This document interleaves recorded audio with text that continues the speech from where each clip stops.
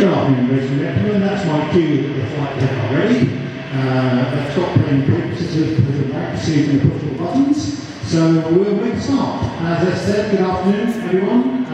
Welcome to this, the nose lowering, or nose droop, as it should probably be known as, of Concorde. My name is Duncan, and on behalf of Duxford Aviation Society, I welcome you here to this demonstration.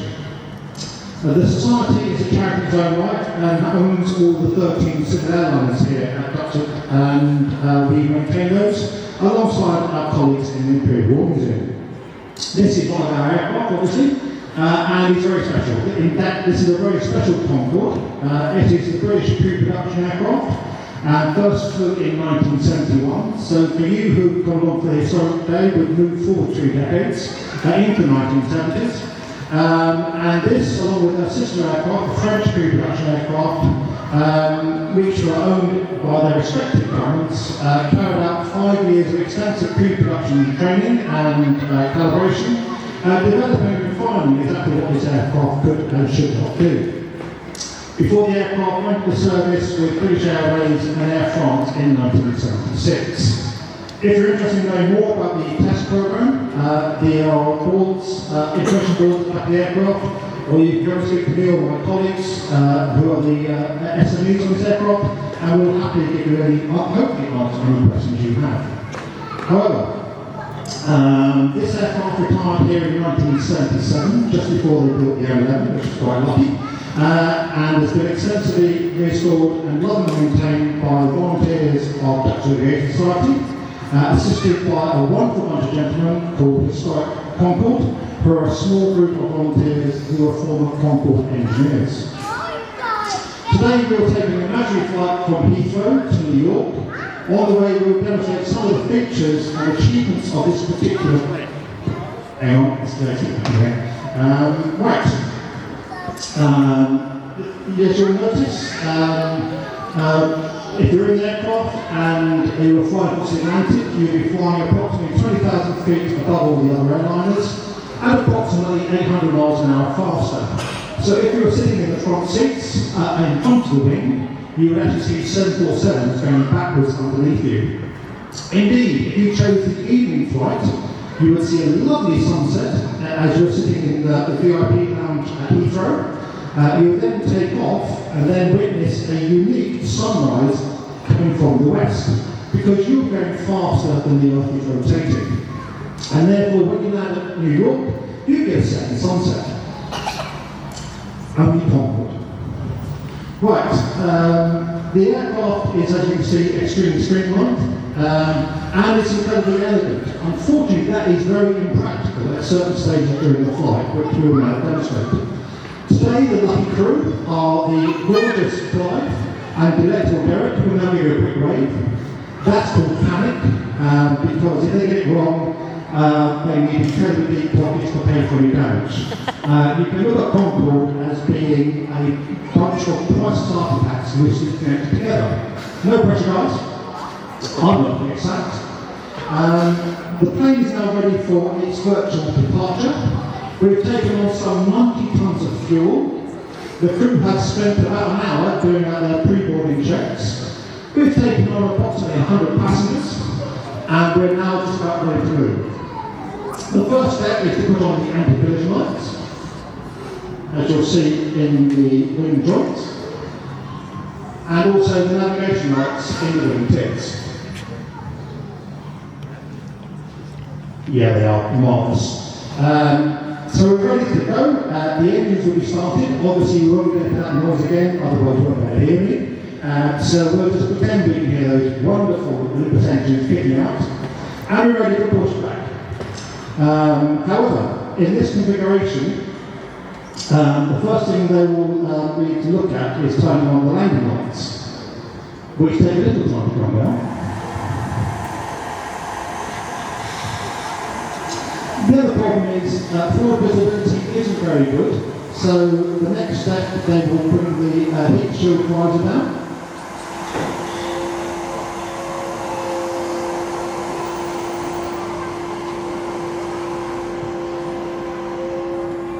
When you even then, forward visibility isn't great, so the nose will now droop down to 5 degrees.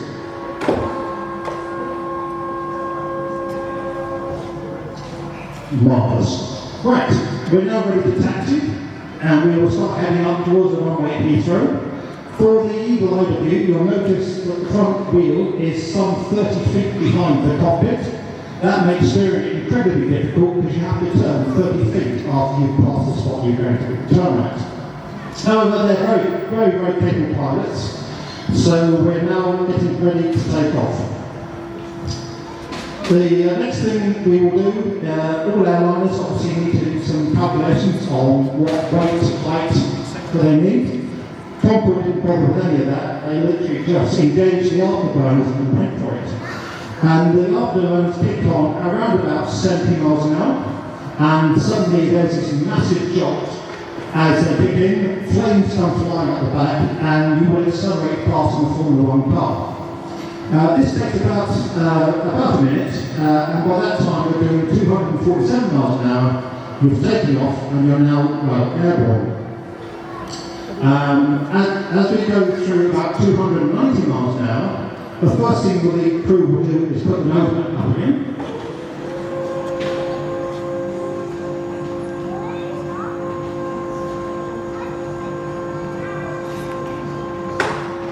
And then rise up.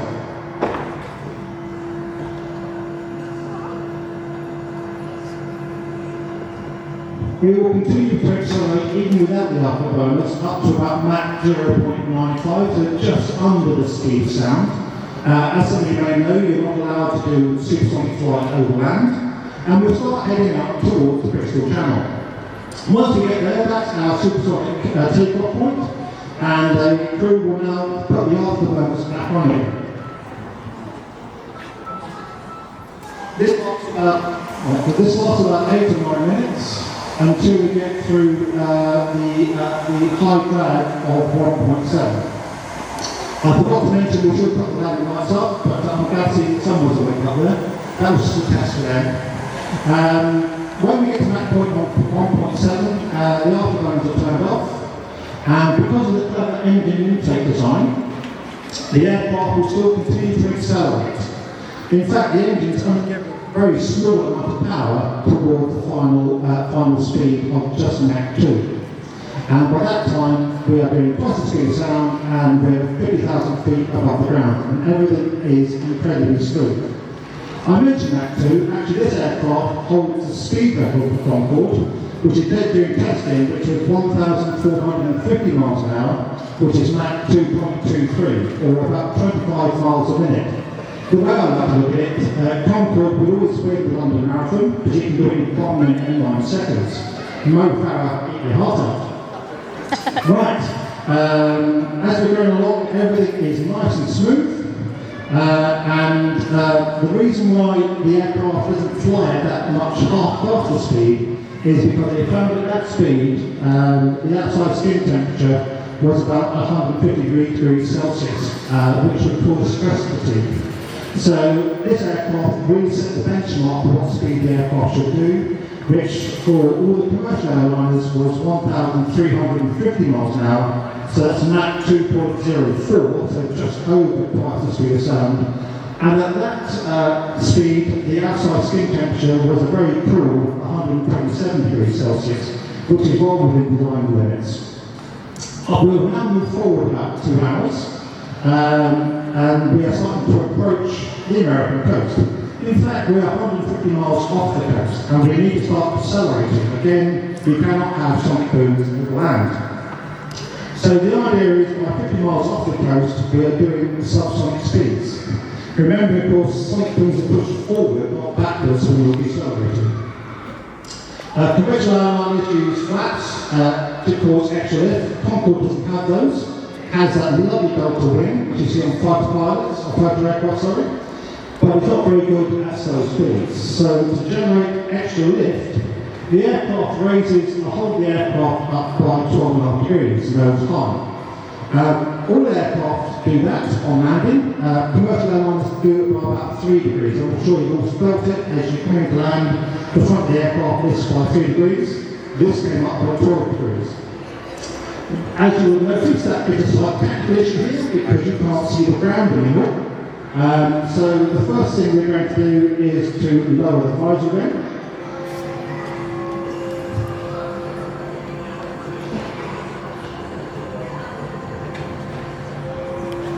And again, the nose will come down to 5 degrees. But of course, you're coming in at 12 degrees nose up, so you still can't see anything forward. So the nose will now come down to 17.5 degrees.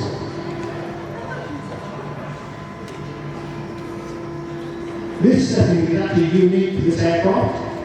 This was the one they chose in testing, which is obviously 12.5 degrees plus 5, which is fine. Unfortunately, the aircrew didn't like this because they can't see the nose anymore. So the production aircraft only went down to 12.5 degrees, which we'll show you now.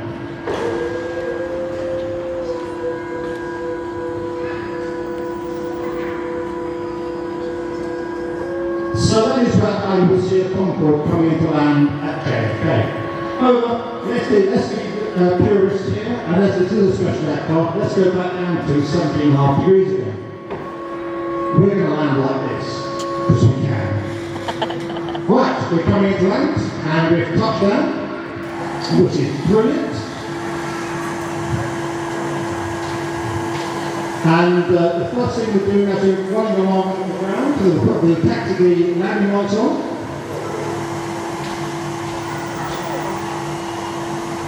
There we go. And we're now approaching JFK at about 250 miles an hour. We touch down at 182 miles an hour.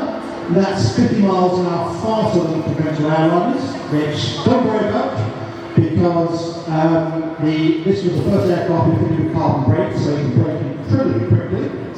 The pilots will also try to keep the nose up, so give extra lift to help slow the aircraft down as well. But once the front wheel's on the deck, we start to brake and then we come to a nice gradual halt as we come towards the end of the runway. We will then taxi back towards the terminal. So the first thing to do is to put the nose back up to 5 degrees again.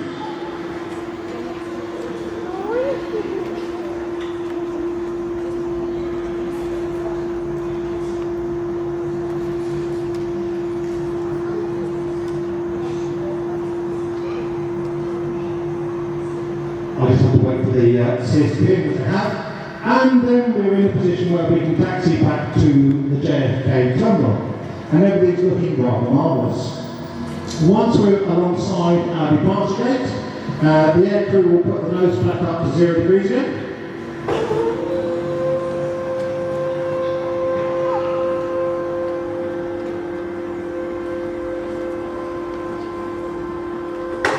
And put the visor back up. And we turn off all the lights, and we've effectively done a complete cycle of a flight in Concorde. That completes the demonstration. Again, please feel free to have a look inside the aircraft. It will open up in a few minutes. And again, if you've got any questions, please come and see us. But for now, on behalf of Duxford Aviation Society, I thank you for your time and patience. I hope you have a lovely day and enjoy yourself. Thank you very much.